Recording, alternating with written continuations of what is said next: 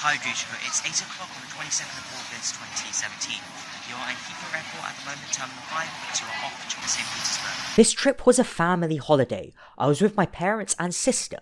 Not too much planned for the first day, so we simply got our bearings and ventured into the city, being blown away by the stunning architecture of the Church of the Saviour on Blood and Kazan Cathedral. Both were built in the 17th century. Second day in Russia, still in St. Petersburg, starting the day off in the gym in a slightly strange attire. Any reason to get a pump though? The day started with a large buffet breakfast, with various selections of meats, pastries, fruits, and even some champagne. Then the tour began with St. Nicholas Naval Cathedral, followed by a pleasant walk through the canals till we reached St. Isaac's Square, the centre of which contains a monument to Nicholas I. On the right of the monument you can see Hotel Astoria, and on the left St. Isaac's Cathedral. Just a bit further to the left you can see the reddish building, which was historically the German embassy, and finally, as I pan 180 degrees, is the Mariinsky Palace, a present from Nicholas to his eldest daughter Maria in 1844. Next on the agenda was University Embankment, a scenic 1.2 kilometre stretch containing many universities and museums. As I'm panning you can see Peterhof Palace, now a branch of the Hermitage Museum, and on the right is St. Petersburg State University. A quick stop off at a shop seeing a variety of Russian dolls, and then to the Peter and Paul Fortress, seeing the St. Petersburg Mint along with the Peter and Paul Cathedral. A few more sights, a quick coffee break, and... Behind me now you see the Hermitage Museum, a place for art and culture. And on the other side you see a tunnel or a passageway that's very similar to that of Berlin's Brandenburg Gate. Although I don't know if there's a connection between the two, I'm sure my future self will know something about here. And then you see Alexander's Column, which is similar to Nelson's Column in Trafalgar Square, but just a bit shorter. A few snaps of what we saw in the museum, a novel black burger for dinner, and... We're going back to our hotel, which is the Ambassador. Unfortunately for us, on the following day it was raining quite heavily.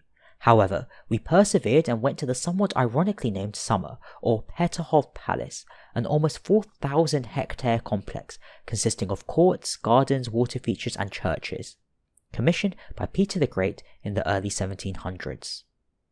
The day ended at a Georgian restaurant where we ate a lot of chicken, and our first experience of the Russian Underground Railway system. Your fourth day and final day in St. Petersburg. Here are a few clips of what we saw in the museums that morning. Odin, Dva, Tree, and then a relatively quick train journey to our next destination, the capital of Russia, Moscow. Saturday the 26th of August, your first day of touring in Moscow.